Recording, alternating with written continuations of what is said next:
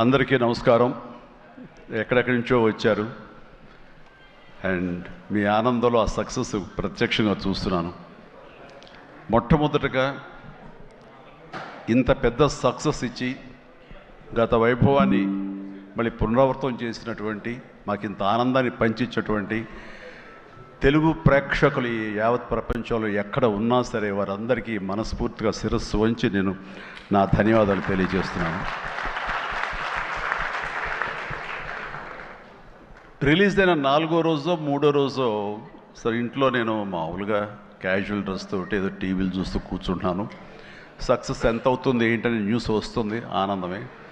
చాలా హుషారుగా సుష్మిత లోపలికి వచ్చేసి, డాడీ వింటున్నావు కదా ఎంత బాగుందో అని అంటే, ఏసమ్మా ఏం డల్గా ఉన్నావేంటి, నీకు అఫ్కోర్స్ నీకు సక్సెస్ మామూలే కదా, 47 ఏళ్ళ బట్టి అనుభవిస్తున్నావు కాబట్టి పెద్ద కొత్త ఏం కాదు, కానీ మాకు మాత్రం చాలా ఎక్సైటింగ్ ఉందంటే, మరమ్మ కూర్చో, నువ్వు చిన్నప్పటి నుంచి అన్నం తింటున్నావు కదా అని అన్నం ఇవాళ తినమంటే బోరు కొట్టుతుంది, నేను తిననంటావా? అది అమ్మ వండిందైనా, ఆ తర్వాత భార్య వండిందైనా, ఆ తర్వాత బిడ్డలు మీరు వండిందైనా, ఏదైనా సరే మన అన్నం మన కూరలు జీవితంలో ఎప్పుడు బోరు కొట్టదమ్మా. మళ్ళీ నెక్స్ట్ డే మార్నింగ్ దానికోసం అరువులు చూస్తుంటాం, ఇదే ఆకలి అవుతుంది, ఎప్పుడు అన్నం పెడతారా అని ఉంటారు. కాబట్టి అమ్మ అన్నం ఎప్పుడు బోరు కొట్టవమ్మా. అలాంటిది ఆ సక్సెస్ అన్నది కూడా అలాంటిదే నాకు. ఎందుకంటే అది సీనియారిటీతోటో లేకపోతే సీజన్ అయిపోవడంతోటో అండ్ మెచ్యూరిటీ రావడంతో ఏదో ఒక్కొక్కళ్ళు ఒక్కొక్కలాగా స్పందిస్తాం తప్ప, దీని లోపల మీరందరూ ఎంత ఎగ్జిబిట్ చేసుకుంటున్నారో, ఎంత బయటికి అందరూ చెప్పుకుంటున్నారో, అండ్ విజయోత్సవంగా మీరందరూ సాహు అనిల్ ఇలా తిరిగి మీరందరూ ఇది ఆస్వాదిస్తున్నారో, అంతకంత నేను మనసులో ఆస్వాదిస్తుంటాను. మా ఒకసారి అనిపిస్తుంటే అంత అదృష్టవంతులు వీళ్ళు వెళ్ళిపోయి అందరితో ఇంటరాక్ట్ అవుతూ ఈ సక్సెస్ని ఇలాగ అందంగా మన అందిపుచ్చుకొని తిరిగి ఆస్వాదిస్తున్నారు. ఆ అవకాశం నాకు లేదు కదా అంటే ఎంతో బాధపడుతుంటే, అది ఆ బాధ మౌనం కనిపించిందో కానీ ఇంకోటి కాదు. నేను వీళ్ళు మరీ చెప్పారు, మీరు వెళ్ళండి, ప్రజల్లోకి వెళ్ళండి, అది ఆస్వాదించండి, వాళ్ళతో పాటు మీరు ఇంటరాక్ట్ అవ్వండి, ఆడిచ్చే కిక్ అది వేరే అంతా ఇంత కాదు, అది మరింత ఉత్సాహం మరింత ఊతంగా ఉంటుంది. అది ఫ్యూచర్ సినిమాలకు అది ఫ్యూయల్ లాగా పనిచేస్తుంది. మీకు ఆ ఇంధనాన్ని తీసుకోండి, మరింతగా వర్క్ చేయండి అని చెప్పి నేను చెప్తుంటాను. అందులో వెళ్ళే ముందు నాకు చెప్పాడు వెళ్తున్నానని, గో హెడ్ అన్న. వినాయక్ కూడా అట్లాగే తన ఠాగూర్ సినిమా తర్వాత, అన్నయ్య ఏంటన్నయ్య ఏం ఆనందంగా ఉందన్నయ్య, వాళ్ళు ఒళ్ళు నలిపేసేసారన్నయ్య, పిసికిసారన్నయ్య, మసాజ్ చేశారన్నయ్య, ఆ చేస్తుంటే ఆనందం పెరిగిపోతుంది అన్నాడు. నిజం, అలాంటివన్నీ నేను అనుభవించాను. అది నిజంగా అవసరం.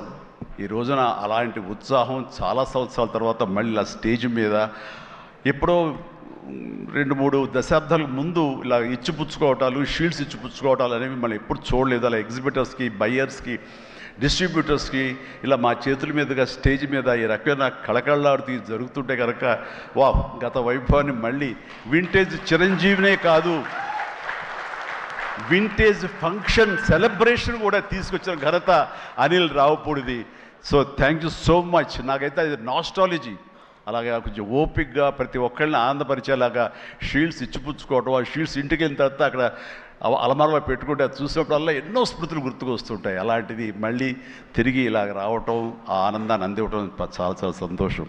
అండ్ ఇందాక రాఘవేంద్ర వెళ్ళిపోయారు, ఆయన ఉండగా మాట్లాడేసింది. అనిల్ని చూస్తుంటే వర్కింగ్ స్టైల్ కానీ, ఆర్టిస్ట్ తోటి ఇంటరాక్ట్ అవ్వటం కానీ, వాళ్ళని మంచి గుడ్ హ్యూమర్లో పెట్టడం కానీ, ఇవన్నీ చూస్తుంటే నాకు 100% రాఘవేంద్రరావు గారే గుర్తుకొచ్చేవాళ్ళం. అండ్ ఇందాక ఆయన చెప్పినట్లుగా నాకు రాఘవేంద్రరావు గారే అనిల్ రావుపూడిని పరిచయం చేశారు. బాబాయ్ వెరీ గుడ్ డాన్సర్ చేస్తారు, నువ్వంటే చాలా ఇష్టం, నీలాగ దించేస్తాడని చెప్తుంటే కనుక, అవునంటే అక్కడే ఉత్సాహం 2-3 స్టెప్స్ కూడా వేసాడు ఆ పార్టీలో.